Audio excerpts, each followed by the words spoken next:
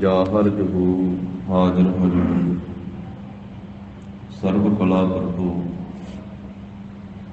ਪਤਿਤ ਪਾਵਨ ਭਗਤ ਵਸ਼ਲ ਕਰੁਣਾ ਨਿਧਾਨ ਅੰਤਰਜਾਮੀ ਦਸਾਂ ਪਾਤਸ਼ਾਹੀਆਂ ਦੀ ਜੋਤ ਧੰਨ ਸ੍ਰੀ ਗੁਰੂ ਗ੍ਰੰਥ ਸਾਹਿਬ ਜੀ ਮਹਾਰਾਜ। ਸਤਿਗੁਰਾਂ ਦੀ ਅਪਰ ਅਪਾਰ ਕਿਰਪਾ ਰਹਿਮਤ ਦਾ ਸਦਕਾ ਜਗਤ ਗੁਰੂ ਧੰਨ ਧੰਨ ਸ੍ਰੀ ਗੁਰੂ ਨਾਨਕ ਦੇਵ ਸਾਹਿਬ ਜੀ ਮਹਾਰਾਜ ਸਤਿਗੁਰਾਂ ਦੇ ਪਾਵਨ ਅਸਥਾਨ ਗੁਰਦੁਆਰਾ ਸ੍ਰੀ ਬੇਰ ਸਾਹਿਬ ਜੀ ਵਿਖੇ ਅੰਮ੍ਰਿਤ ਵੇਲੇ ਦੇ ਸਜੇ ਹੋਏ ਸੁੰਦਰ ਦੀਵਾਨ ਦੀ ਹਾਜ਼ਰੀ ਭਰ ਰਹੀ ਗੁਰੂ ਕੀ ਸਾਜੀ ਨਵਾਜੀ ਹੋਈ ਸਾਧ ਸੰਗਤ ਜੀਓ, ਸਤਿਗੁਰਾਂ ਨੇ ਕਿਰਪਾ ਕੀਤੀ ਹੈ, ਆਪਣੇ ਅੰਮ੍ਰਿਤ ਦਰਸ਼ਨ ਬਖਸ਼ਿਸ਼ ਕੀਤੇ। ਸਤ ਸੰਗਤ ਦਾ ਅਮੋਲਕ ਸੁਭਾਗਾ ਸਮਾਂ ਮਹਾਰਾਜ ਸਾਹਿਬ ਜੀ ਨੇ ਬਖਸ਼ਿਆ ਹੈ। ਲੜੀਵਾਰ ਰੂਪ ਵਿੱਚ ਸਤਿਗੁਰੂ ਜੀ ਦੱਖਣੀ ਓਂਕਾਰ ਬਾਣੀ ਦੁਆਰਾ ਪਹਿਲੇ ਪਾਤਸ਼ਾਹ ਮਹਾਰਾਜ ਜਗਤ ਗੁਰੂ ਸਤਿਗੁਰੂ ਜੀ ਉਪਦੇਸ਼ ਬਖਸ਼ਿਸ਼ ਕਰ ਰਹੇ ਹਨ। ਜਿਸ ਪਾਵਨ ਪੌੜੀ ਦਾ ਅਸੀਂ ਪਾਠ ਸਰਵਣ ਕੀਤਾ ਹੈ, ਇਹ 10ਵੀਂ ਪੌੜੀ ਹੈ ਇਸ ਪਵਿੱਤਰ ਬਾਣੀ ਦੀ। 931 ਅੰਗ ਤੇ ਸੋਭਨੀਕ ਹੈ। ਜਿਵੇਂ ਧੰਨ ਸ੍ਰੀ ਗੁਰੂ ਨਾਨਕ ਦੇਵ ਸਾਹਿਬ ਜੀ ਮਹਾਰਾਜ ਬਖਸ਼ਿਸ਼ ਕਰ ਰਹੇ ਹਨ। ਸ਼ਰਧਾ ਭਾਵਨਾ ਅਦਬ ਸਤਿਕਾਰ ਸਹਿਤ ਸਰਵਣ ਕਰੀਏ ਜੀ। ਸਤਨਾਮ ਸ੍ਰੀ ਵਾਹਿਗੁਰੂ ਸਾਹਿਬ ਜੀ। ਰਾਜਨ ਰਾਮ ਰਵੈ ਹਿਤਕਾਰ। ਮਹਾਰਾਜ ਕਹਿੰਦੇ ਜੋ ਪਰਮੇਸ਼ਰ ਵਾਹਿਗੁਰੂ ਸਾਰਿਆਂ ਦਾ ਰਾਜਾ ਹੈ ਤੇ ਸਾਰਿਆਂ ਥਾਵਾਂ ਤੇ ਵਿਆਪਕ ਹੈ, ਰਾਮ ਹੈ। ਰਵੈ ਤੋਂ ਭਾਵ ਉਸ ਦਾ ਉਚਾਰਨ ਕਰੇ, ਹਿਤਕਾਰ ਹਿਤ ਕਰਕੇ, ਪ੍ਰੇਮ ਦੇ ਨਾਲ, ਪਿਆਰ ਦੇ ਨਾਲ ਵਾਹਿਗੁਰੂ ਪਰਮੇਸ਼ਰ ਦਾ ਸਿਮਰਨ ਕਰੇ ਜੀ। ਜੋ ਸਾਰਿਆਂ ਦਾ ਰਾਜਾ ਹੈ ਤੇ ਸਾਰੀਆਂ ਥਾਵਾਂ ਤੇ ਵਿਆਪਕ ਹੈ, ਉਸ ਦਾ ਹਿਤਕਾਰੀ ਬਣ ਕੇ, ਪ੍ਰੇਮੀ ਬਣ ਕੇ, ਪ੍ਰੇਮ ਦੇ ਨਾਲ ਨਾਮ ਜਪੇ। ਮਹਾਰਾਜ ਸਾਹਿਬ ਜੀ ਨੇ ਇਸ ਪੰਕਤੀ ਦੇ ਵਿੱਚ ਇੱਕ ਤਾਂ ਵਾਹਿਗੁਰੂ ਪਰਮੇਸ਼ਰ ਨੂੰ ਰਾਜਨ ਆਖਿਆ ਹੈ, ਦੂਸਰਾ ਰਾਮ ਆਖਿਆ ਹੈ। ਰਾਜਨ ਸਾਰਿਆਂ ਤੋਂ ਵੱਡਾ ਜੋ ਰਾਜਾ, ਬਾਕੀ ਸਾਰੇ ਛੋਟੇ ਰਾਜੇ। ਜਿੰਨੇ ਰਾਜੇ ਰਾਣੇ ਆ ਇਹ ਸਾਰੇ ਛੋਟੇ ਉਹਦੇ ਤਾਲੋਂ, ਕਿਉਂਕਿ ਬਾਕੀ ਉਹਦੇ ਪੈਦਾ ਕੀਤੇ ਆ, ਕਿਰਤ ਹੈ ਉਹਦੀ, ਉਹ ਕਰਤਾ ਪੁਰਖ ਹੈ, ਪਰਮੇਸ਼ਰ ਵਾਹਿਗੁਰੂ। ਤਾਂ ਗਰੀਬ ਨਵਾਜ਼ ਸਾਹਿਬ ਜੀ ਫਰਮਾਉਂਦੇ ਆ ਕਿ ਉਹ ਸਾਰਿਆਂ ਦਾ ਰਾਜਾ। ਜਿਵੇਂ ਜਾਪ ਸਾਹਿਬ ਦੇ ਵਿੱਚ ਦਸ਼ਮੇਸ਼ ਪਾਤਸ਼ਾਹ ਜੀ ਨੇ ਫਰਮਾਇਆ, ਰਾਜਾਨ ਰਾਜ, ਰਾਜਿਆਂ ਦਾ ਰਾਜਾ।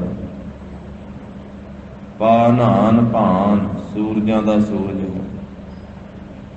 ਦੇਵਾਨ ਦੇਵ, ਦੇਵਤਿਆਂ ਦਾ ਵੱਡਾ ਦੇਵਤਾ ਉਹ ਵੀ ਹੈ, ਜਿਸ ਨੂੰ ਦੇਵਤੇ ਵੀ ਨਮਸਕਾਰਾਂ ਕਰਦੇ, ਜਿਸ ਦਾ ਜਸ ਦੇਵਤੇ ਵੀ ਗਾਉਂਦੇ। ਉਪਮਾ ਮਹਾਨ, ਜਿਸ ਦੀ ਮਹਾਨ ਉਪਮਾ ਹੈ। ਫਿਰ ਮਹਾਰਾਜ ਸਾਹਿਬ ਜੀ ਨੇ ਐਸਾ ਵੀ ਫਰਮਾਇਆ, ਤੁਮ ਹੋ ਸਭ ਰਾਜਨ ਕੇ ਰਾਜਾ। ਇਹ ਪ੍ਰਭੂ ਜੀ ਤੁਸੀਂ ਸਾਰੇ ਰਾਜਿਆਂ ਦੇ ਰਾਜੇ ਹੋ। ਪਰ ਆਪ ਜੀ ਦੀ ਵਿਸ਼ੇਸ਼ਤਾ ਹੈ, ਆਪ ਜੀ ਦੀ ਵਡਿਆਈ ਹੈ ਕਿ ਤੁਸੀਂ ਗਰੀਬਾਂ ਨੂੰ ਨਿਵਾਜਣ ਵਾਲੇ ਰਾਜੇ ਹੋ। ਤੁਮ ਹੋ ਸਭ ਰਾਜਨ ਕੇ ਰਾਜਾ, ਆਪੇ ਆਪ ਗਰੀਬ ਨਿਵਾਜਾ। ਗਰੀਬਾਂ ਨੂੰ ਨਿਵਾਜਣ ਵਾਲੇ ਰਾਜੇ।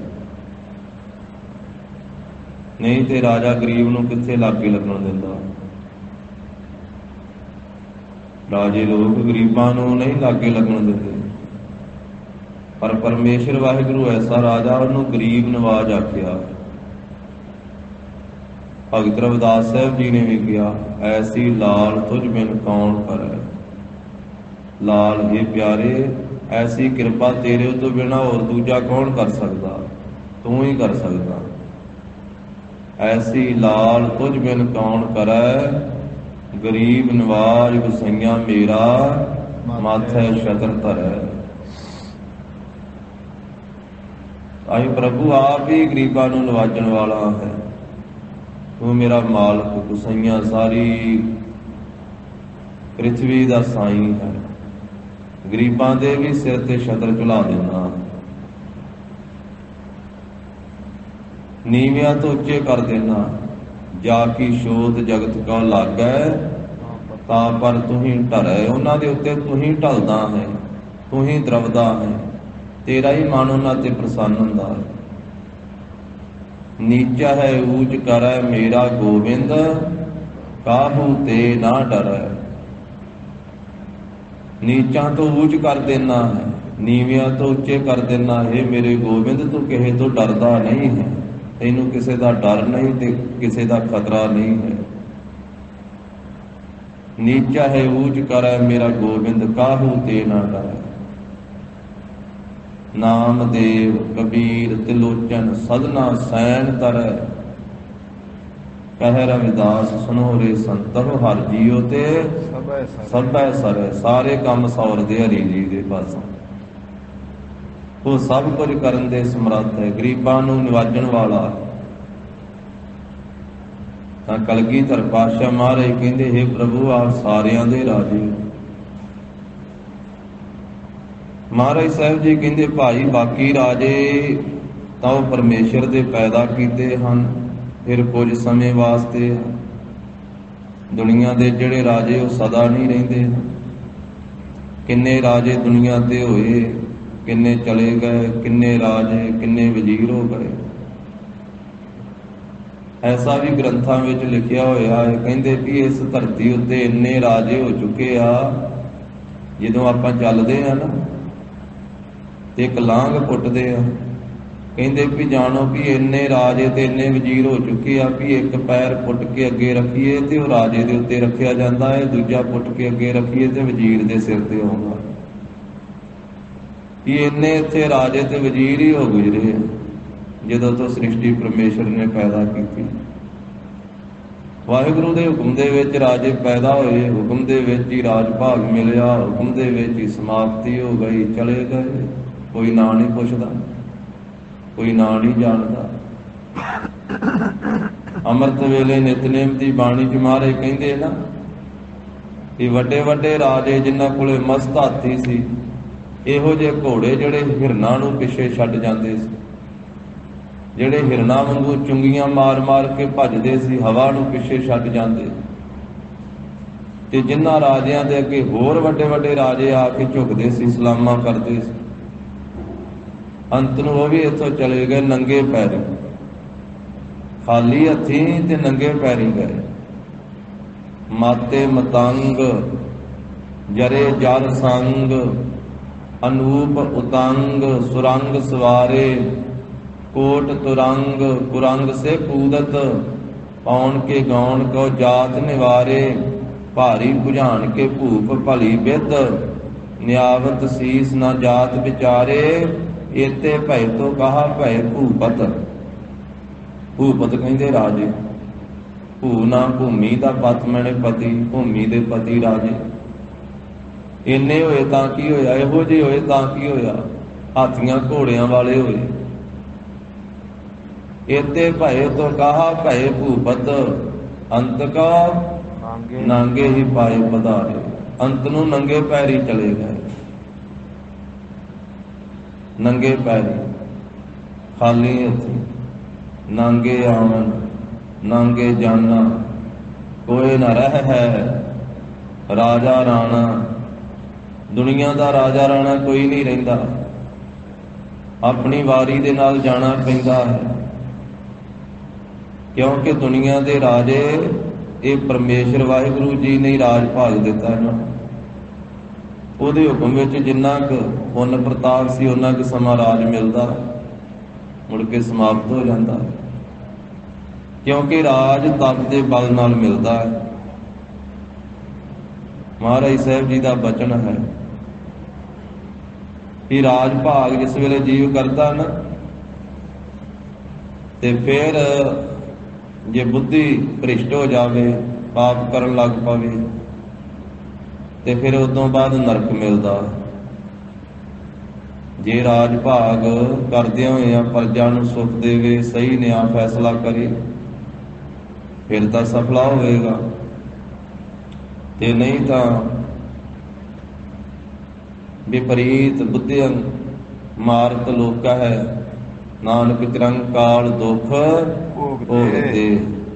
ਜਦੋਂ ਬੁੱਧੀ ਵਿਪਰੀਤ ਹੋ ਜਾਵੇ, ਪੁੱਠਾ ਸੋਚਣ ਲੱਗ ਪਵੇ, ਜਿਸ ਨੇ ਰਾਜ ਭਾਗ ਦਿੱਤਾ ਵਾ ਉਹਦਾ ਚੇਤਾ ਹੀ ਭੁੱਲ ਜਾਵੇ। ਕਿੰਨਿਆਂ ਦੀ ਬੁੱਧੀ ਜਿਹੜੀ ਉਹ ਵਿਪਰੀਤ ਹੋਈ, ਰਾਵਣ ਦੀ ਹੋਈ। ਲੰਕਾ ਦਾ ਰਾਜਾ ਸੀ, ਛੋਟਿਆਂ ਛੋਟਿਆਂ ਦੀ ਤੇ ਗੱਲ ਹੀ ਕੀ ਹੈ। ਸਰਬ ਸੋਇਨ ਕੀ ਲੰਕਾ ਹੋਤੀ, ਸਾਰੀ ਸੋਨੇ ਦੀ ਲੰਕਾ ਸੀ। ਏਡੇ ਏਡੇ ਵੱਡੇ ਵੀ ਇੱਥੇ ਹੋ ਗੁਜਰੇ ਆ। ਸਰਬ ਸੋਇਨ ਕੀ ਲੰਕਾ ਹੋਤੀ, ਰਾਵਣ ਸੇ ਅਧਿਕਾਈ। ਰਾਵਣ ਵਰਗੇ ਇਹਦੇ ਤੋਂ ਵੀ ਅਧਿਕ ਵੱਡੇ ਵੱਡੇ ਹੋ ਗੁਜਰੇ। ਕਹਾ ਭਇਓ ਦਰ ਬਾਂਧੇ ਹਾਥੀ, ਖਿਨ ਮਹਿ ਭਈ ਪਰਾਈ। ਕੀ ਹੋਇਆ? ਮਾਰੇ ਕਹਿੰਦੇ ਜੇ ਦਰਵਾਜ਼ੇ ਅੱਗੇ ਰਾਵਣ ਦੇ ਹਾਥੀ ਵੱਜੇ ਰਹਿੰਦੇ ਸੀ, ਅੱਜ ਦੀਦੇ ਕਿਤੇ, ਇੱਕ ਖਿਨ ਵਿੱਚ ਹੀ ਪਰਾਈ ਹੋ ਗਈ। ਲੰਕਾ ਗੱਢ ਸੋਨੇ ਕਾ ਭਇਆ, ਮੂਰਖ ਰਾਵਣ ਕਿਆ ਲੈ ਗਿਆ।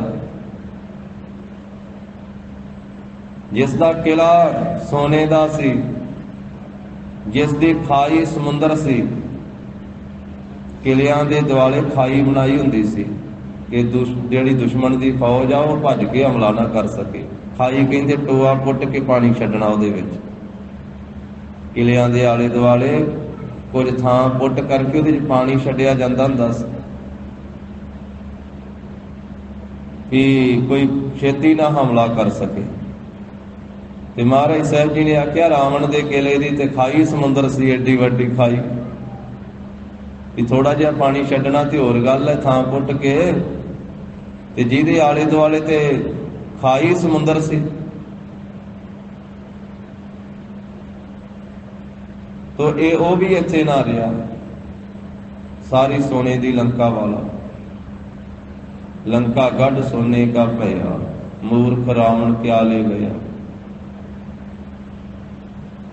ਤੋ ਗਰੀਬ ਨਵਾਜ ਸਾਹਿਬ ਜੀ ਨੇ ਆਖਿਆ ਏਡੇ ਵੱਡੇ, ਪਰ ਜਿਸ ਵੇਲੇ ਬੁੱਧੀ ਵਿਪਰੀਤ ਹੋ ਗਈ, ਉਸ ਵੇਲੇ ਲੋਕਾਂ ਦੇ ਨਾਲ ਅਨਿਆਂ ਕਰਨ ਲੱਗ ਪਏ।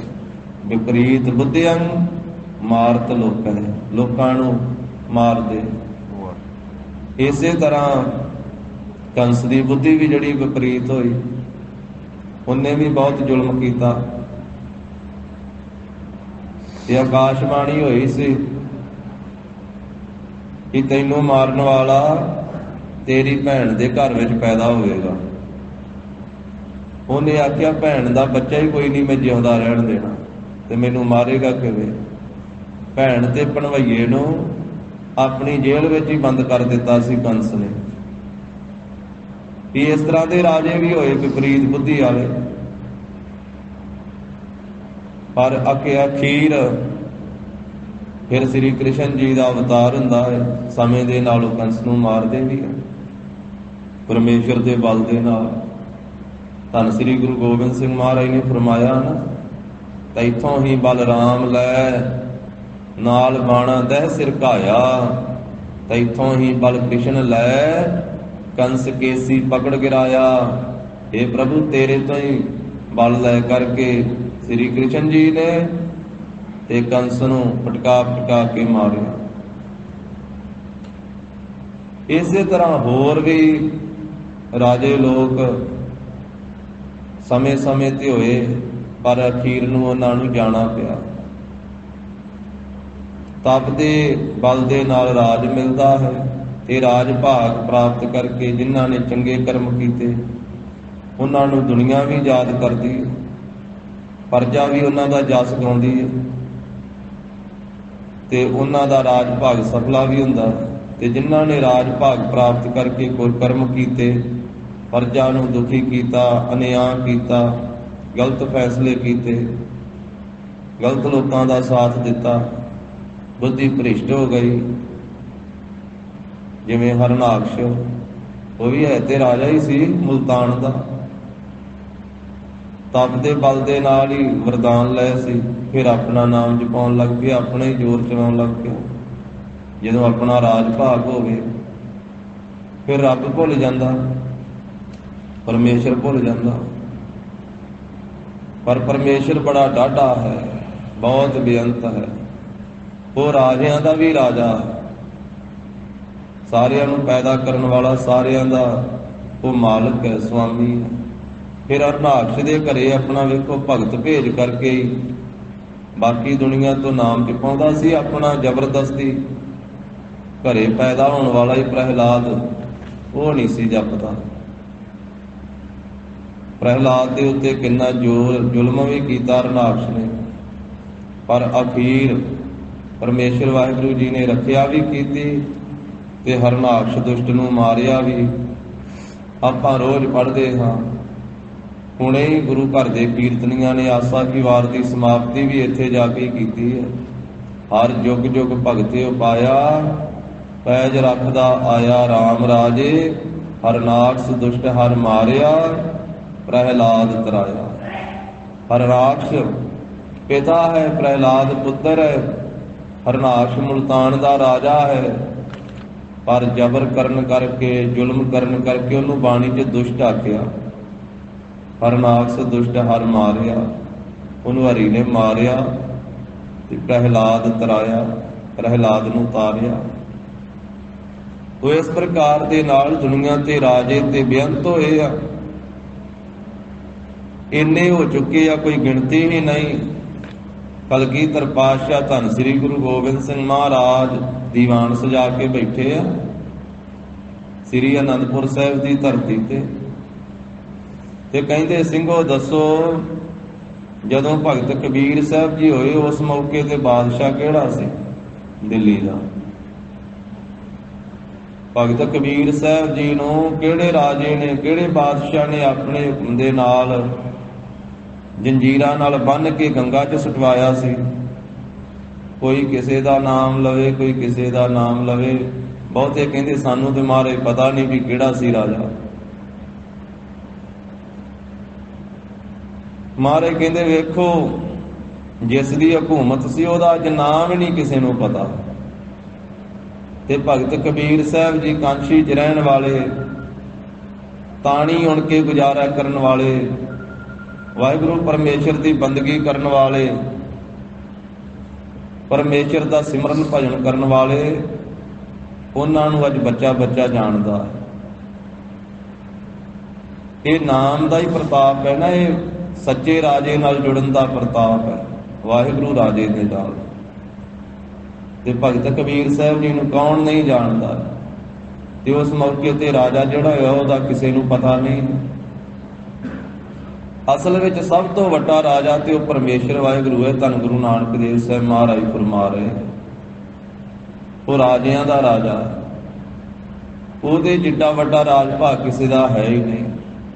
ਉਹਦਾ ਰਾਜ ਕਰੋੜਾਂ ਖੰਡਾਂ ਬ੍ਰਹਿਮੰਡਾਂ ਦੇ ਵਿੱਚ, ਸਾਰੀ ਰਚਨਾ ਦੇ ਵਿੱਚ ਉਸੇ ਦਾ ਰਾਜ, ਉਹ ਵਾਹਿਗੁਰੂ ਪਰਮੇਸ਼ਰ ਦਾ ਰਾਜ। ਸਾਰੇ ਪਾਸੇ ਉਸੇ ਦਾ ਹੀ ਰਾਜ। ਹਰੇਕ ਰਾਜੇ ਦਾ ਆਪਣੇ ਦੇਸ਼ ਵਿੱਚ ਰਾਜ ਹੁੰਦਾ ਹੈ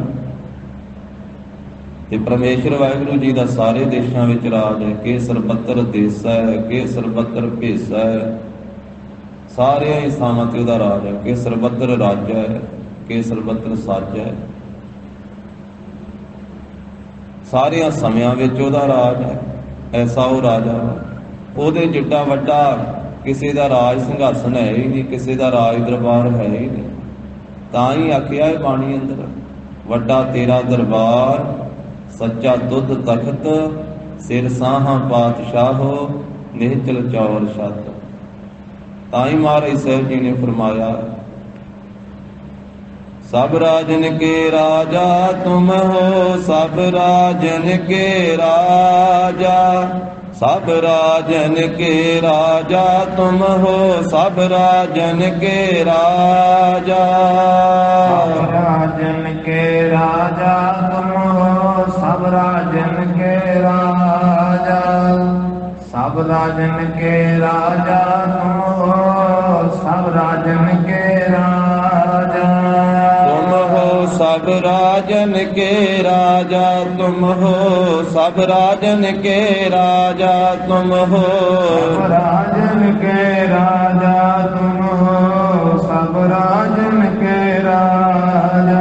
आपे आप गरीब नवाजा, आपे आप गरीब नवाजा, आपे आप गरीब नवाजा, आपे आप गरीब नवाजा, आपे आप गरीब नवाजा, आपे आप गरीब नवाजा, आपे आप गरीब नवाजा, आपे आप गरीब नवाजा।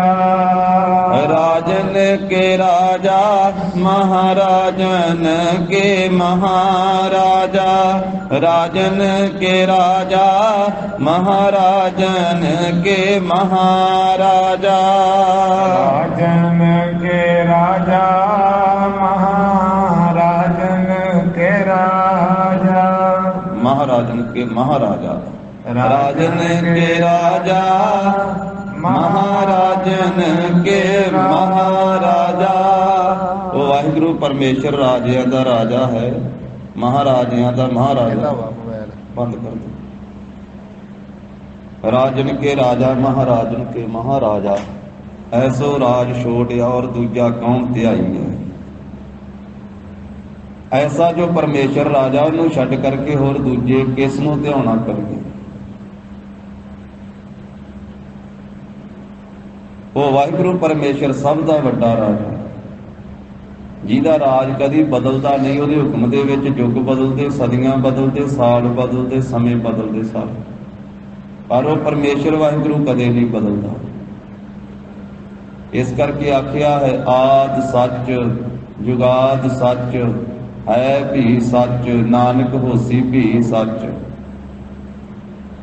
ਮਹਾਰਾਜ ਧੰਨ ਗੁਰੂ ਨਾਨਕ ਦੇਵ ਸਾਹਿਬ ਕਹਿੰਦੇ, ਰਾਜਨ ਰਾਮ ਰਵੈ ਹਿਤਕਾਰ। ਜੋ ਐਸਾ ਰਾਜਾ ਹੈ ਨਾ ਪਰਮੇਸ਼ਰ, ਰਾਮ ਸਰਬ ਵਿਆਪਕ ਹੈ, ਰਵੈ ਉਸ ਦਾ ਉਚਾਰਨ ਕਰੇ ਹਿਤਕਾਰ, ਹਿਤ ਦੇ ਨਾਲ, ਪ੍ਰੇਮ ਦੇ ਨਾਲ ਉਸ ਪਰਮੇਸ਼ਰ ਵਾਹਿਗੁਰੂ ਜੀ ਦਾ ਉਚਾਰਨ ਕਰੇ।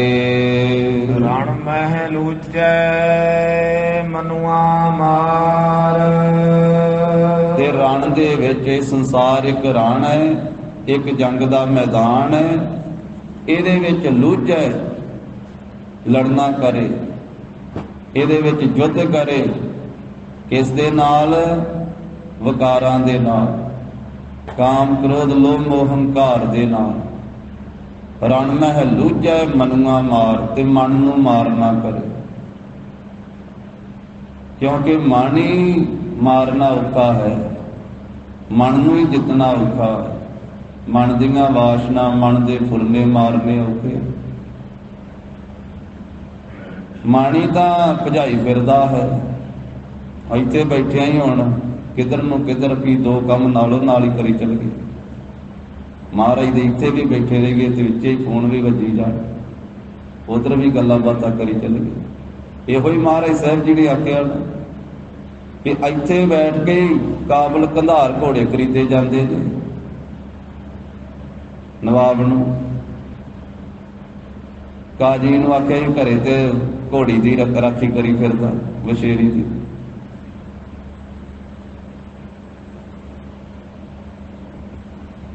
ਬੰਦਾ ਇੱਕੇ ਵਾਰੀ ਦੋ ਦੋ ਕੰਮ ਕਰਨਾ ਚਾਹੁੰਦਾ, ਕਰ ਨਹੀਂ ਸਕਦਾ ਕਿ ਹੁਣ ਇੱਥੋਂ ਭੱਜ ਕੇ ਜਾ ਤਾਂ ਸਕਦੇ ਨਹੀਂ ਕਿਸੇ ਪਾਸੇ, ਪਰ ਮਨ ਤਾਂ ਭੱਜੀ ਜਾਂਦਾ ਨਾ।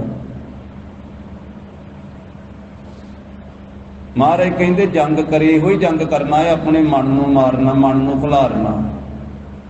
ਜਿੰਨਾ ਚਿਰ ਇੱਥੇ ਹਾਜ਼ਰੀ ਦੇ ਵਿੱਚ ਉਹਨਾਂ ਚਿਰ ਵੀ ਮਨ ਨਹੀਂ ਖਲੋਂਦਾ। ਵੀ ਜਿੰਨਾ ਚਿਰ ਮਹਾਰਾਜ ਦੇ ਦਰਬਾਰ ਵਿੱਚ ਜਾਈਏ ਉਹਨਾਂ ਚਿਰ ਤੇ ਮਨ ਨੂੰ ਚੰਗੀ ਤਰ੍ਹਾਂ ਖਿਲਾਰੀਏ ਨਾ, ਫੋਨ ਫਾਨ ਬੰਦ ਕਰਕੇ। ਧਿਆਨ ਤੇ ਉਧਰਲੇ ਪਾਸੇ ਆ, ਕਲਯੁਗ ਦਾ ਤੇ ਵਰਤਾਰਾ ਵਾ, ਮਨ ਤੇ ਅੱਗੇ ਹੀ ਨਹੀਂ ਖਲੋਂਦਾ। ਇਹ ਤਾਂ ਸੱਜੇ ਖੱਬੇ ਭਾਈ ਦਾ। ਤੇ ਜਦੋਂ ਇੱਧਰ ਉੱਧਰ ਬਿੱਲ ਵੱਜੇ, ਘੰਟੀ ਖੜਕੇ, ਫਿਰ ਉਧਰ ਨੂੰ ਹੀ ਜਾਣਾ।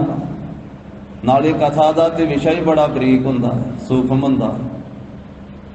ਹਾਲੇ ਕੀਰਤਨ ਹੋ ਜਾਂਦਾ ਹੈ ਰੌਲੇ ਰੱਪੇ ਦੇ ਵਿੱਚ, ਕਿਉਂਕਿ ਵਾਜਾ ਵੱਜਣਾ, ਢੋਲਕੀ ਖੜਕਣੀ, ਤਬਲਾ ਵੱਜਣਾ, ਤੇ ਆਸੇ ਪਾਸੇ ਭਾਵੇਂ ਫੂਨ ਵੱਜੀ ਵੀ ਜਾਵੇ, ਪਰ ਵੱਜਣਾ ਤੇ ਉਦੋਂ ਵੀ ਨਹੀਂ ਚਾਹੀਦਾ। ਤੇ ਉਹ ਚੱਲ ਜਾਂਦਾ ਕੰਮ। ਪਰ ਮਨ ਬੜਾ ਚੰਚਲ ਹੈ ਸਾਡਾ, ਮਨ ਦੌੜਦਾ ਹੈ, ਭੱਜਦਾ ਹੈ। ਤੇ ਮਹਾਰਾਜ ਸਾਹਿਬ ਜੀ ਨੇ ਆਖਿਆ ਵੀ ਇਹਦੇ ਨਾਲ ਯੁੱਧ ਕਰੇ, ਮਨ ਦੇ ਨਾਲ। ਅਸੀਂ ਬਾਹਰ ਲੜਾਈ ਕਰਦੇ ਹਾਂ, ਬਾਹਰ ਝਗੜਾ ਕਰਦੇ ਹਾਂ, ਪਰ ਸਤਿਗੁਰੂ ਕਹਿੰਦੇ ਵੀ ਦੁਸ਼ਮਣ ਤਾਂ ਅੰਦਰ ਬੈਠਾ ਹੋਇਆ, ਮਨ ਰੂਪੀ ਦੁਸ਼ਮਣ। ਜਪਜੀ ਸਾਹਿਬ ਚ ਮਹਾਰਾਜ ਨੇ ਫਰਮਾਇਆ ਨਾ ਵੀ ਅਸਲ ਵਿੱਚ ਮਨ ਨੂੰ ਜਿੱਤਣਾ ਹੀ ਜੱਗ ਨੂੰ ਜਿੱਤਣਾ ਹੈ। ਜਿਨ੍ਹਾਂ ਨੇ ਜੱਗ ਜਿੱਤਣ ਦਾ ਵੀ ਦਾਅਵਾ ਕੀਤਾ ਨਾ, ਜੱਗ ਜਿੱਤਣ ਦਾ, ਮਨ ਦੇ ਅੱਗੇ ਉਹ ਵੀ ਹਾਰ ਗਏ। ਸਿਕੰਦਰ ਵਰਗੇ ਬਾਦਸ਼ਾਹ ਜੱਗ ਨੂੰ ਜਿੱਤਣ ਚੱਲੇ ਸੀ।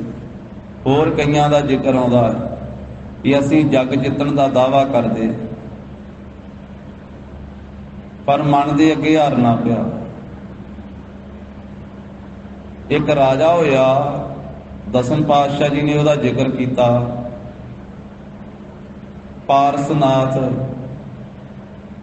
ਉਹ ਕਹਿੰਦਾ ਸੀ ਮੈਂ ਸਾਰੇ ਰਾਜੇ ਜਿੱਤ ਕਰਕੇ ਤੇ ਰਾਜਮੇਧ ਜੱਗ ਕਰਨਾ, ਰਾਜਮੇਧ ਜੱਗ। ਜਦੋਂ ਸਾਰਿਆਂ ਨੂੰ ਜਿੱਤ ਜਿੱਤ ਕੇ ਕੈਦ ਕੀਤਾ, ਇੱਕ ਗਿਆਨਦੇਵ ਰਾਜਾ ਸੀ, ਉਹਨੇ ਆਖਿਆ ਵੀ ਇੱਕ ਹਾਲੇ ਰਾਜਾ ਜਿੱਤਣ ਵਾਲਾ ਰਹਿੰਦਾ। ਆਖਿਆ ਉਹ ਕਿਹੜਾ? ਕਹਿਣ ਲੱਗਾ ਮਸ਼ਿੰਦਰਨਾਥ ਦੱਸੇਗਾ। ਉਹ ਮਸ਼ਿੰਦਰਨਾਥ ਨੂੰ ਬੁਲਾਇਆ ਗਿਆ, ਉਹ ਆ ਗਿਆ। ਉਹਨੇ ਕਿਹਾ ਵੀ ਉਹ ਰਾਜਾ ਤੇਰੇ ਅੰਦਰ ਬੈਠਾ ਹੋਇਆ ਜਿਹੜਾ ਇੱਕ ਰਹਿੰਦਾ ਜਿੱਤਣ ਵਾਲਾ। ਕਿਹੜਾ ਰਹਿੰਦਾ? ਉਹਨੇ ਕਿਹਾ ਮਨ ਰੂਪੀ ਰਾਜਾ ਤੇਰੇ ਅੰਦਰ ਆ, ਉਹ ਨਹੀਂ ਹਲੇ ਤੂੰ ਜਿੱਤਿਆ, ਬਾਕੀ ਤੂੰ ਰਾਜੇ ਜਿੱਤ ਜਿੱਤ ਕੇ ਕੈਦ ਕਰ ਲਏ, ਪਰ ਮਨ ਨੇ ਤੈਨੂੰ ਜਿੱਤਿਆ ਪਿਆ। ਮਨ ਦੇ ਤੂੰ ਕਾਬੂ ਆ, ਮਨ ਦੇ ਅਧੀਨ ਆ, ਮਨ ਨਹੀਂ ਹਲੇ ਜਿੱਤਿਆ। ਫਿਰ ਬੜਾ ਯਤਨ ਕੀਤਾ ਮਨ ਜਿੱਤਣ ਦਾ। ਉਹ ਕਦੀ ਅੱਖਾਂ ਰਾਹੀਂ ਨਿਕਲ ਕੇ ਬਾਹਰ ਨੂੰ ਭੱਜ ਜਾਵੇ, ਜਿੱਧਰ ਨੂੰ ਵੇਖਦਾ ਉਧਰ ਨੂੰ ਚਲੇ ਜਾਵੇ, ਨਾ ਕਾਬੂ ਆਵੇ। ਕਦੀ ਕੰਨਾਂ ਰਾਹੀਂ ਨਿਕਲ ਕੇ ਬਾਹਰ ਨੂੰ ਭੱਜ ਜਾਵੇ, ਜਿੱਧਰੋਂ ਆਵਾਜ਼ ਆਵੇ ਉਧਰ ਨੂੰ ਜਾਵੇ ਮਨ। ਕਦੀ ਹੋਰ, ਕਦੀ ਕਾਮ ਦਾ ਫੁਰਨਾ ਆ ਜਾਇਆ ਕਰੇ, ਉਧਰ ਨੂੰ ਮਨ ਭੱਜ ਜਾਵੇ।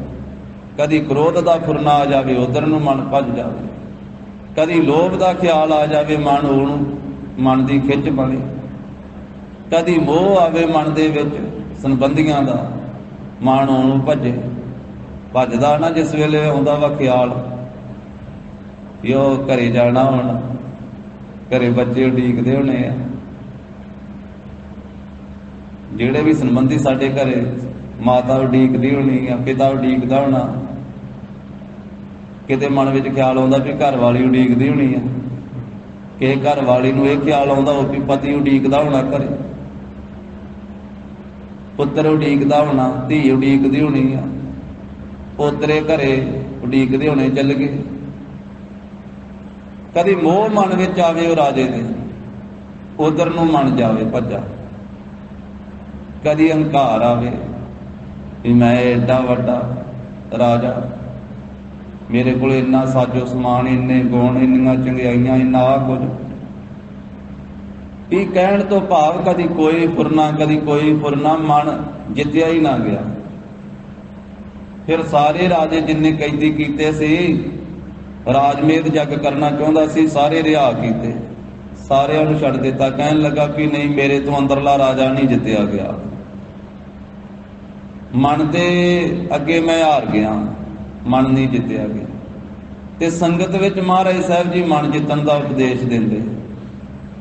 ਮਹਾਰਾਜ ਕਹਿੰਦੇ ਜਿੱਦਣ ਭਾਈ ਤੇਰਾ ਮਨ ਜਿੱਤਿਆ ਗਿਆ, ਉਦਣ ਤੂੰ ਤਨ ਨੂੰ ਜਿੱਤ ਲੈਣਾ, ਕਿਉਂਕਿ ਮਨ ਜਿਹੜਾ ਇਹ ਤਨ ਦਾ ਡਰਾਈਵਰ ਵਾ। ਤੇ ਡਰਾਈਵਰ ਜਿੱਧਰ ਗੱਡੀ ਨੂੰ ਚਲਾਵੇ ਗੱਡੀ ਉਧਰ ਹੀ ਤੁਰਦੀ ਹੁੰਦੀ ਹੈ। ਮਨ ਪ੍ਰੇਰਨਾ ਦਿੰਦਾ ਵਾ ਕਿ ਚੱਲ ਇੱਧਰ ਨੂੰ ਚੱਲ ਗਏ, ਸਰੀਰ ਉਧਰ ਨੂੰ ਤੁਰ ਪੈਂਦਾ। ਮਨ ਵਿੱਚ ਫੁਰਨਾ ਉੱਠਦਾ ਵੀ ਚੱਲ ਗੁਰੂ ਦਰਬਾਰ ਵਿੱਚ ਚੱਲੀਏ, ਬੰਦਾ ਗੁਰੂ ਦਰਬਾਰ ਵਿੱਚ ਆ ਜਾਂਦਾ। ਇੱਥੇ ਬਹਿ ਕੇ ਮਨ ਕਹਿੰਦਾ ਚੱਲ ਬਥੇਰਾ ਚਿਰ ਹੋ ਗਿਆ, ਹੁਣ ਚੱਲ ਚੱਲੀਏ ਉਧਰ ਨੂੰ, ਮਨ ਉਹਨੂੰ ਲੈ ਕੇ ਚਲੇ ਜਾਂਦਾ। ਇਸ ਕਰਕੇ ਮਨ ਦੇ ਵਿੱਚ ਸੰਕਲਪ ਤੇ ਵਿਕਲਪ ਪੈਦਾ ਹੁੰਦੇ ਰਹਿੰਦੇ, ਚੰਗੇ ਤੇ ਮਾੜੇ ਫੁਰਨੇ ਪੈਦਾ ਹੁੰਦੇ ਰਹਿੰਦੇ। ਇਸੇ ਕਰਕੇ ਕਹਿੰਦੇ ਆ ਵੀ ਮਨ ਨੂੰ ਵਿਹਲਾ ਨਾ ਛੱਡੋ, ਸਾਧੂ ਜਨ ਗੁਰਮੁਖ ਜਨ, ਵੀ ਕਦੀ ਇਹਨੂੰ ਨਾਮ ਵੱਲੇ ਜੋੜੀਏ, ਕਦੀ ਇਹਨੂੰ ਬਾਣੀ ਵੱਲੇ ਲਾਈਏ, ਕਦੀ ਸੇਵਾ ਵੱਲੇ, ਕਦੀ ਸਿਮਰਨ ਵੱਲੇ। ਮਨ ਵਿਹਲਾ ਨਾ ਰਵੇ, ਵਿਹਲਾ ਮਨ ਸ਼ੈਤਾਨ ਦਾ ਘਰ। ਇਹ ਵਿਹਲਾ ਮਨ ਜਿਹੜਾ ਫਿਰ ਗਲਤ ਫੁਰਨੇ, ਗਲਤ ਖਿਆਲ ਪੈਦਾ ਹੋਣਗੇ ਇਹਦੇ ਵਿੱਚ। ਤੋ ਗਰੀਬ ਨਵਾਜ ਸਾਹਿਬ ਜੀ ਨੇ ਆਖਿਆ ਮਨ ਨੂੰ ਜਿੱਤਣਾ ਜੱਗ ਨੂੰ ਜਿੱਤਣਾ ਹੈ। ਭਾਈ ਉਂਝ ਜੱਗ ਨੂੰ ਨਹੀਂ ਕੋਈ ਜਿੱਤ ਸਕਦਾ, ਸਾਰੇ ਜੱਗ ਨੂੰ ਤਾਂ ਕੋਈ ਵੀ ਨਹੀਂ ਜਿੱਤ ਸਕਿਆ, ਸਾਰੇ ਜੱਗ ਨੂੰ ਤਾਂ ਕੋਈ ਵੀ ਖੁਸ਼ ਨਹੀਂ ਕਰ ਸਕਿਆ। ਕੋਈ ਰਾਜਾ ਜਿਹਨੇ ਜਿੱਤਣ ਦਾ ਡੰਕਾ ਖੜਕਾਇਆ ਸੀ, ਸਿਕੰਦਰ ਵਰਗੇ ਵੀ ਜਿਹੜੇ ਸੀ ਉਹ ਜਿੱਤਦੇ ਆਪ ਮੌਤ ਦੇ ਹੱਥੋਂ ਜਿੱਤੇ ਗਏ। ਉਹਨੇ ਜਾਂਦਿਆਂ ਜਦੋਂ ਹਿੰਦੁਸਤਾਨ ਨੂੰ ਲੁੱਟ ਕੇ ਜਾ ਰਿਹਾ ਸੀ ਨਾ, ਮੱਛਰ ਲੜ ਕੇ ਮਰਿਆ ਸਿਕੰਦਰ ਬਾਦਸ਼ਾਹ। ਮੱਛਰ ਲੜ ਕੇ ਸਰੀਰ ਢਿੱਲਾ ਹੋਇਆ ਸੀ। ਵੈਦਾਂ ਨੂੰ ਬੜਾ ਬੇਨਤੀਆਂ ਕੀਤੀਆਂ ਵੀ ਅੱਧਾ ਰਾਜ ਭਾਗਤ ਦੀ ਮਾਇਆ ਤੁਹਾਨੂੰ ਦੇ ਦੇਵਾਂਗਾ ਤੇ ਮੈਨੂੰ ਇਲਾਜ ਕਰੋ, ਮੇਰਾ ਬਚਾਓ ਮੈਨੂੰ, ਇੱਕ ਵਾਰੀ ਮੈਂ ਆਪਣੀ ਮਾਤਾ ਨੂੰ ਜਾ ਕੇ ਮਿਲ ਲਵਾਂ। ਉਹਨਾਂ ਆਖਿਆ ਵੀ ਹੁਣ ਨਹੀਂ, ਸਾਡੇ ਹੱਥੋਂ ਗੱਲ ਗਾਂਹ ਨਿਕਲ ਗਈ। ਤਾਂ ਕਹਿਣ ਲੱਗੇ ਕਿ ਹੁਣ ਨਹੀਂ ਹੋ ਸਕਦਾ ਇਹ ਯਤਨ। ਬੜੇ ਯਤਨ ਕੀਤੇ ਵੈਦਾਂ ਨੇ, ਹਕੀਮਾਂ ਨੇ। ਫਿਰ ਉਹਨੇ ਜਾਂਦਿਆਂ ਇਹ ਗੱਲ ਕਹਿ ਦਿੱਤੀ ਵੀ ਜਿਸ ਵੇਲੇ ਹੁਣ ਮੇਰੀ ਮੌਤ ਹੋਵੇਗੀ ਨਾ, ਤੇ ਮੇਰੇ ਹੱਥ ਖੱਫਣ ਚੋਂ ਬਾਹਰ ਹੋਣੇ ਚਾਹੀਦੇ ਆ ਤੇ ਪੈਰ ਵੀ ਬਾਹਰ ਹੋਣੇ ਚਾਹੀਦੇ। ਜਦੋਂ ਮੇਰਾ ਜਨਾਜ਼ਾ ਮੇਰੇ ਸਰੀਰ ਨੂੰ ਦਫਨਾਉਣ ਵਾਸਤੇ ਲਿਜਾਇਆ ਜਾਵੇ। ਉਹਨਾਂ ਆਖਿਆ ਵੀ ਇਹ ਕਾਹਤੋਂ? ਕਹਿੰਦੇ ਦੁਨੀਆ ਦੇ ਲੋਕ ਵੇਖਣ ਵੀ ਜਿਹੜਾ ਸਿਕੰਦਰ ਕਹਿੰਦਾ ਸੀ ਮੈਂ ਸਾਰੀ ਦੁਨੀਆ ਜਿੱਤਣੀ ਆ, ਉਹ ਖਾਲੀ ਹੱਥੀਂ ਤੇ ਨੰਗੇ ਪੈਰੀ ਜਾਂਦਾ ਪਿਆ ਜੇ। ਲੋਕਾਂ ਨੂੰ ਪਤਾ ਲੱਗ ਜਾਵੇ, ਦੁਨੀਆ ਨੂੰ ਪਤਾ ਲੱਗ ਜਾਵੇ ਸਾਰੀ ਦੁਨੀਆ ਜਿੱਤਣ ਦਾ ਦਾਅਵਾ ਰੱਖਣ ਵਾਲਾ ਸਿਕੰਦਰ ਉਹ ਵੀ ਖਾਲੀ ਹੱਥੀਂ ਤੇ ਨੰਗੇ ਪੈਰੀ ਗਿਆ। ਜਾਂਦਿਆਂ ਇਹ ਗੱਲ ਉਹ ਆਖੇ ਬਾਦਸ਼ਾਹ ਨੂੰ। ਕਹਿਣ ਤੋਂ ਭਾਵ ਹੈ ਕਿ ਸਾਰੀ ਦੁਨੀਆ ਨੂੰ ਕੋਈ ਨਹੀਂ ਜਿੱਤ ਸਕਿਆ ਤੇ ਸਾਰੀ ਦੁਨੀਆ ਨੂੰ ਕੋਈ ਨਹੀਂ ਖੁਸ਼ ਕਰ ਸਕਿਆ। ਧੰਨ ਸ੍ਰੀ ਗੁਰੂ ਨਾਨਕ ਦੇਵ ਸਾਹਿਬ ਮਹਾਰਾਜ ਦਾ ਪ੍ਰਭਾਤੀ ਰਾਗ ਦਾ ਬਚਨ ਵੀ ਆਉਂਦਾ ਇੱਕ। ਮਹਾਰਾਜ ਕਹਿੰਦੇ ਕਿ ਜੇ ਚੁੱਪ ਕਰਕੇ ਬੈਠੀਏ ਨਾ ਤੇ ਦੁਨੀਆ ਮੂਰਖ ਕਹਿਣ ਲੱਗ ਪੈਂਦੀ, ਜੇ ਬੋਲੀਏ ਤੇ ਲੋਕ ਕਹਿੰਦੇ ਜ਼ਿਆਦਾ ਬੋਲਦਾ। ਵੀ ਦੁਨੀਆ ਕਿਸੇ ਪਾਸਿਓਂ ਨਹੀਂ ਛੱਡਦੀ, ਜੇ ਬੋਲੀਏ ਤੇ ਵਾਹਿਗੁਰੂ ਪਰਮੇਸ਼ਰ ਤੇਰੇ ਵੱਲੋਂ ਲਿਵ ਰਹਿੰਦੀ ਆ। ਮਸ਼ਟ ਕਰੋ ਮੂਰਖ ਜਗ ਕਹੀਆ, ਅਦਕ ਬਕੋ ਤੇਰੀ ਲਿਵ ਰਹੀਆ।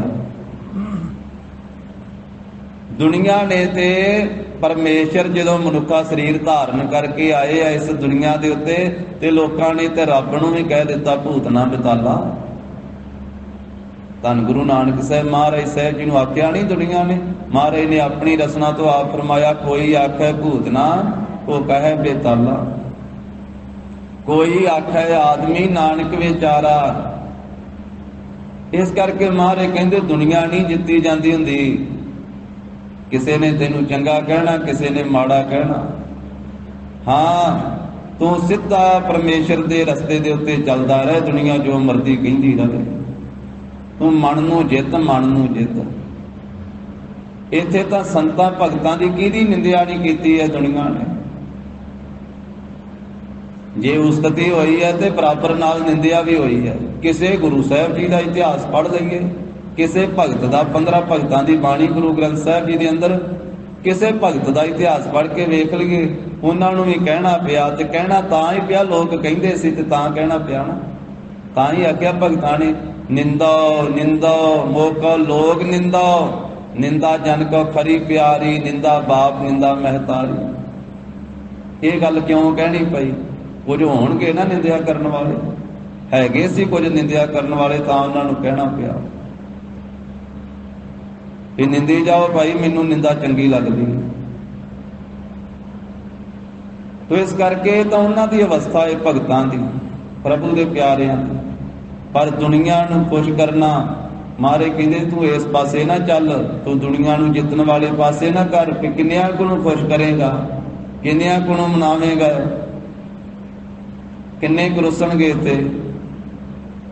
ਇਸ ਕਰਕੇ ਦੁਨੀਆ ਦਾ ਤੂੰ ਪਾਸਾ ਛੱਡ, ਇਸ ਚੱਕਰ 'ਚ ਨਾ ਪੈ ਕਿ ਆ ਵੀ ਰੁੱਸ ਗਿਆ, ਉਹ ਵੀ ਮੂੰਹ ਵਿੰਗਾ ਕਰ ਗਿਆ, ਉਹ ਵੀ ਝਗੜ ਪਿਆ, ਤੇ ਕਿਹਨੂੰ ਕਿਹਨੂੰ ਕੋਈ ਮਨਾਵੇ ਤੇ ਕਿਹੜਾ ਕਿਹੜਾ ਰੁੱਸੇ।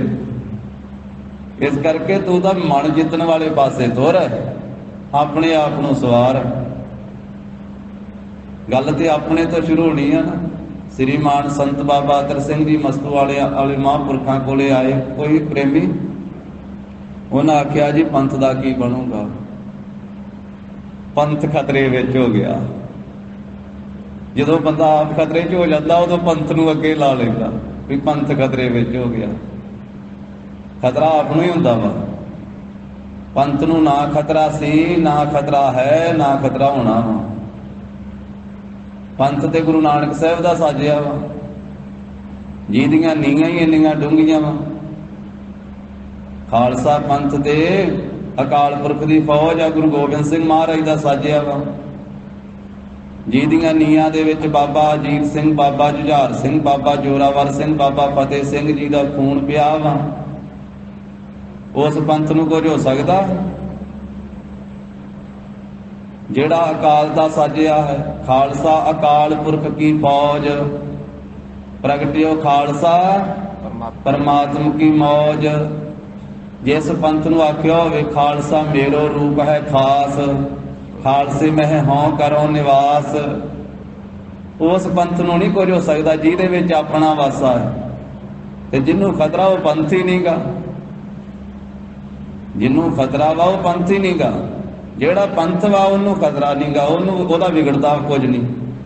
ਉਹ ਤਾਂ ਇੱਕ ਵੀ ਰਹਿ ਜਾਵੇ ਤੇ ਫੇਰ ਫੁੱਟ ਪੈਂਦਾ।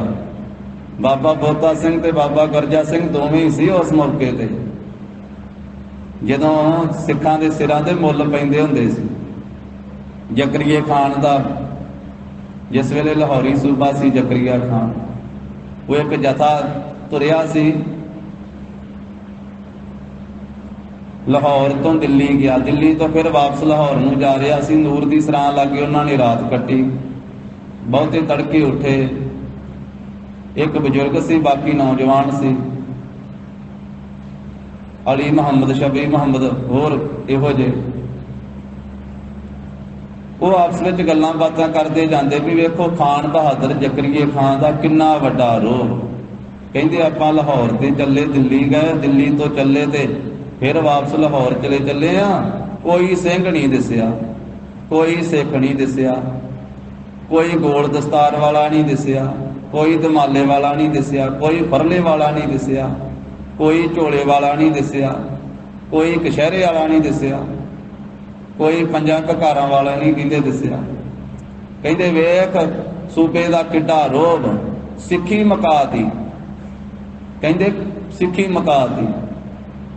ਉਹ ਦੋ ਸਿੰਘ ਸੀ, ਉਹਦੇ ਝਾੜੀਆਂ 'ਚ ਸ੍ਰੀ ਤਰਨਤਾਰਨ ਸਾਹਿਬ ਸਰੋਵਰ 'ਚ ਅੰਮ੍ਰਿਤ ਵੇਲੇ ਇਸ਼ਨਾਨ ਕਰਕੇ ਆਏ ਸੀ।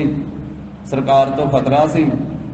ਝਾੜੀਆਂ ਦੇ ਵਿੱਚ ਉਹਨਾਂ ਨੇ ਆਪਣੇ ਆ ਕੇ ਗਿੱਲੇ ਕਸ਼ਹਿਰੇ ਬਦਲੇ, ਸੁੱਕੇ ਪਾਏ, ਚੋਲੇ ਪਾਏ, ਜਲ ਵਰਤ ਕੇ ਕੇਸਾਂ ਨੂੰ ਕੰਘਾ ਕੀਤਾ ਤੇ ਦਮਾਲੇ ਝੁਲਾਏ, ਉੱਤੋਂ ਦੀ ਚੱਕਰ ਝੁਲਾਏ, ਤਿਆਰ ਬਰ ਤਿਆਰ ਹੋ ਕੇ ਕਮਰ ਕੱਸੇ ਲਾਏ।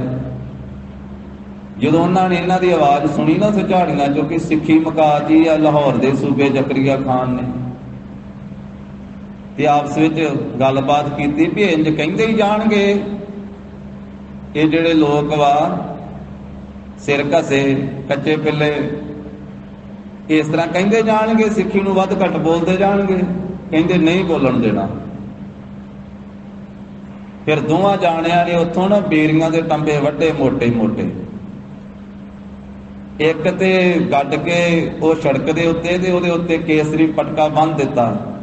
ਬਾਬਾ ਬੋਤਾ ਸਿੰਘ ਤੇ ਬਾਬਾ ਗਰਜਾ ਸਿੰਘ ਦੋਨਾਂ ਨੇ, ਉਹਨਾਂ ਦਾ ਸਥਾਨ ਬਣਿਆ ਸ੍ਰੀ ਤਰਨਤਾਰਨ ਸਾਹਿਬ ਦੇ ਇਲਾਕੇ ਦੇ ਵਿੱਚ। ਇਤਿਹਾਸ ਵਿੱਚ ਇਹ ਸਾਰੀ ਗੱਲ ਲਿਖੀ। ਜਦੋਂ ਬੰਨ੍ਹ ਦਿੱਤਾ ਨਾ ਪਟਕਾ, ਤੇ ਬਾਬਾ ਬੋਤਾ ਸਿੰਘ ਨੇ ਮੋਟਾ ਜਿਹਾ ਜਿਹੜਾ ਟੰਬਾ ਵੇਚਦਾ ਉਹ ਰੱਖਿਆ ਮੋਢੇ ਤੇ, ਇੱਕ ਪੱਥਰ ਜਿਹਾ ਖਿੱਚ ਕੇ ਰੱਖ ਲਿਆ ਪਰਲੇ ਪਾਸੇ, ਉਹਦੇ ਉੱਤੇ ਬਹਿ ਗਿਆ।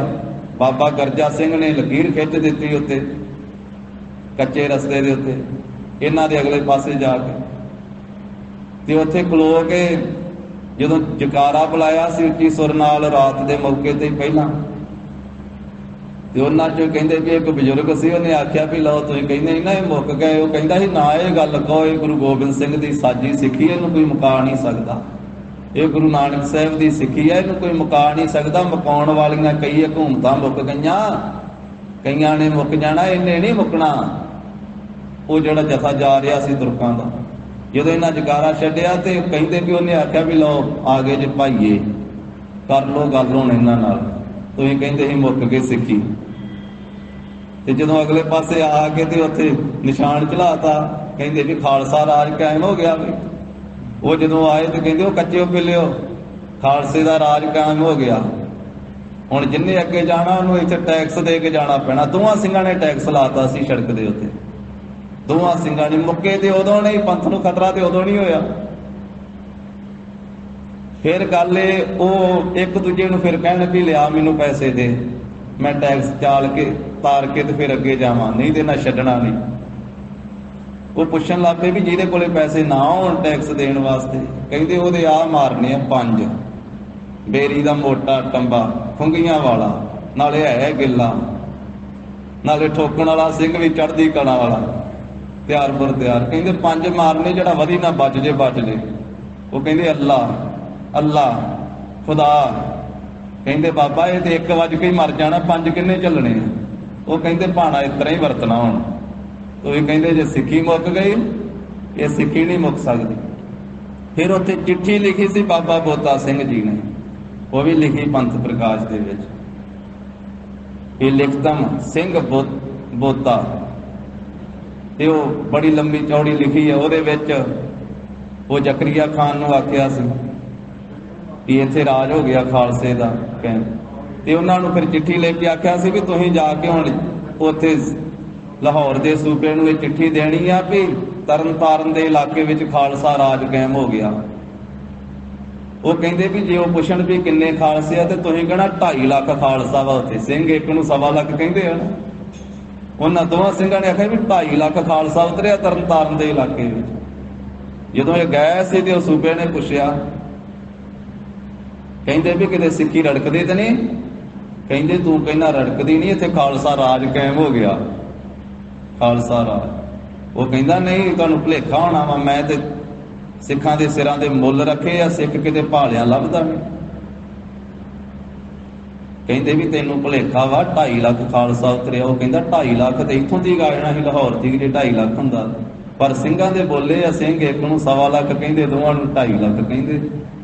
ਕਹਿਣ ਤੋਂ ਭਾਵ ਇਹ ਵੀ ਦੋਵਾਂ ਸਿੰਘਾਂ ਨੇ ਰਾਜ ਕਾਇਮ ਕਰ ਦਿੱਤਾ ਸੀ ਉਸ ਮੌਕੇ ਤੇ ਸਿੱਖੀ ਨਹੀਂ ਮੁੱਕਦੀ। ਆਪਾਂ ਗੱਲ ਇਹ ਕੀਤੀ ਸੀ ਵੀ ਸੰਤ ਬਾਬਾ ਆਤਰ ਸਿੰਘ ਜੀ ਮਸਦੂ ਵਾਲਿਆਂ ਕੋਲੇ ਕੋਈ ਆ ਗਿਆ ਤੇ ਉਹਨੇ ਆਖਿਆ ਜੀ ਪੰਥ ਨੂੰ ਖਤਰਾ ਹੋ ਗਿਆ।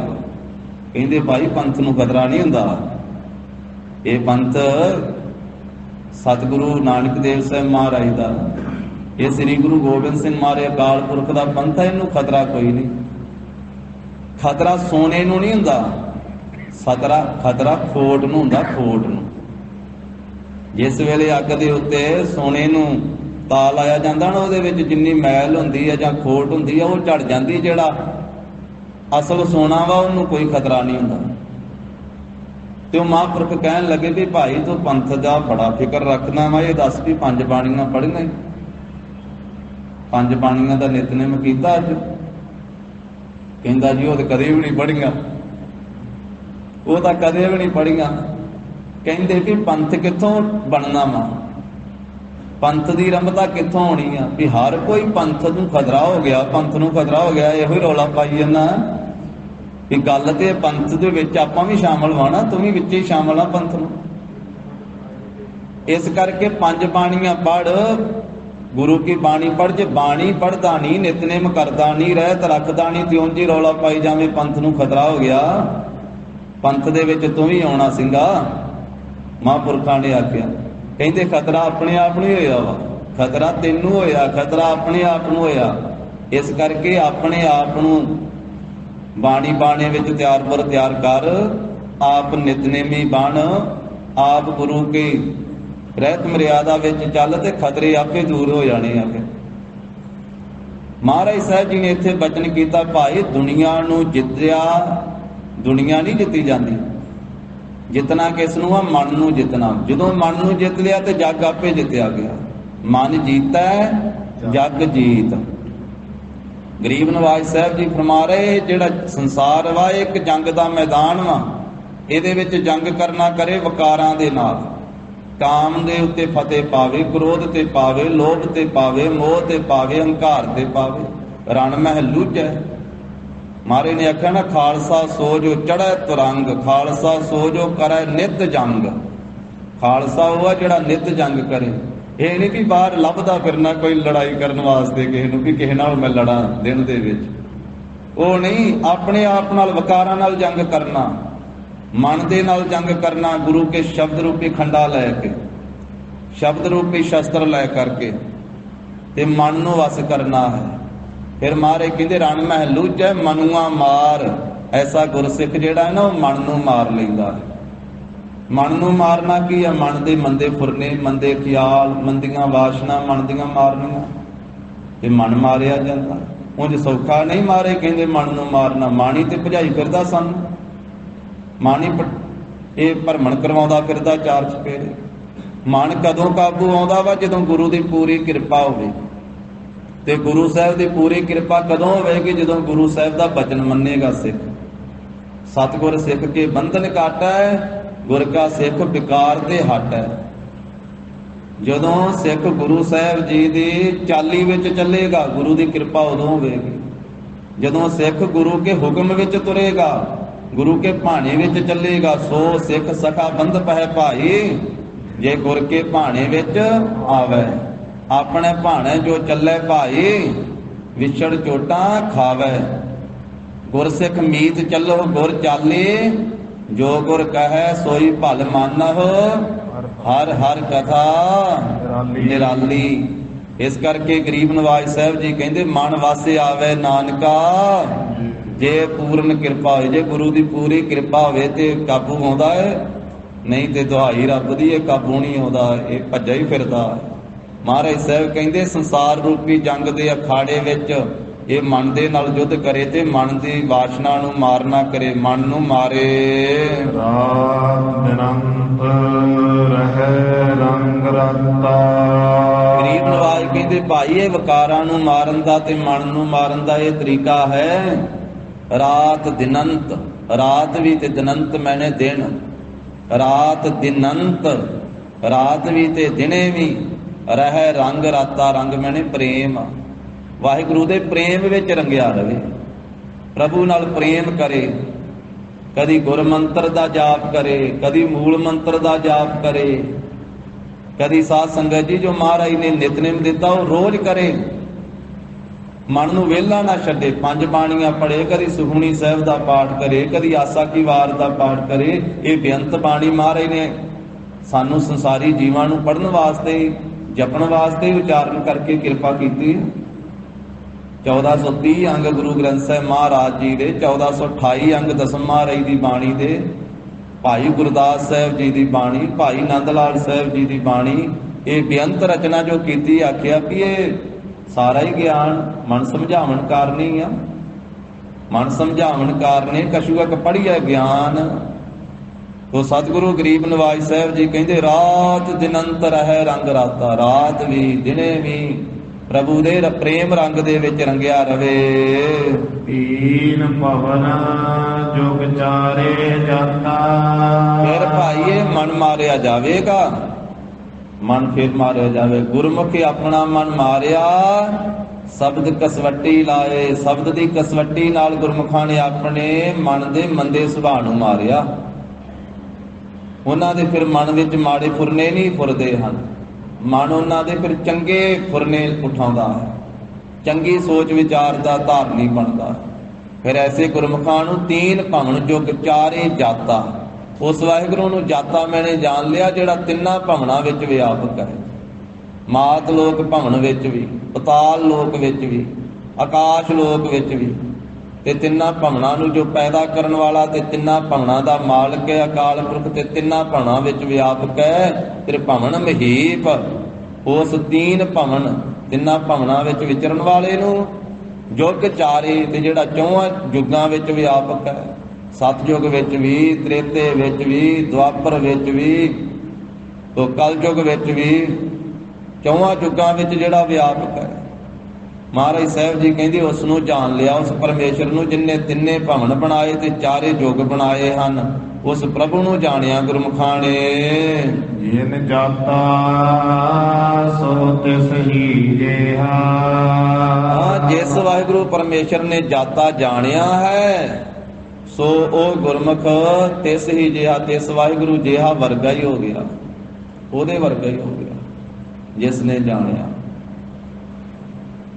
ਜਿਨੇ ਉਸ ਨੂੰ ਜਾਣਿਆ ਉਹਦੇ ਵਰਗਾ ਹੀ ਹੋ ਗਿਆ। ਹਰ ਕਾ ਸੇਵਕ ਸੋ ਹਰ ਜਿਹਾ, ਭੇਦ ਨਾ ਜਾਣੋ ਮਾਨ ਸੰਦੇਹਾ, ਜਿਨ੍ਹਾਂ ਨਾ ਵਿਸਰੈ ਨਾਮ ਸੇ ਕਨੇਹਿਆ। ਜਿਨ੍ਹਾਂ ਨੂੰ ਨਾਮ ਨਹੀਂ ਵਿਸਰਦਾ ਪਰਮੇਸ਼ਰ ਵਾਹਿਗੁਰੂ ਜੀ ਦਾ, ਜਿਹੜੇ ਸਾਸ ਗਰਾਸ ਉਹਨੂੰ ਜਪਦੇ ਰਹਿੰਦੇ ਆ, ਉਹ ਕਿਹੋ ਜਿਹੇ ਆ ਭਲਾ? ਜੋ ਸਾਸ ਗਿਰਾਸ ਧਿਆਏ ਮੇਰਾ ਹਰ ਹਰ ਸੋ ਗੁਰ ਸਿੱਖ ਗੁਰੂ ਮਨ ਭਾਵੈ। ਜਿਨ੍ਹਾਂ ਸਾਸ ਗਿਰਾਸ ਨਾ ਵਿਸਰੈ ਹਰ ਨਾਮਾ ਮਨ ਮੰਤ, ਧਨ ਸੇ ਸੇਈ ਨਾਨਕਾ ਪੂਰਨ ਸੋਈ ਸੰਤ।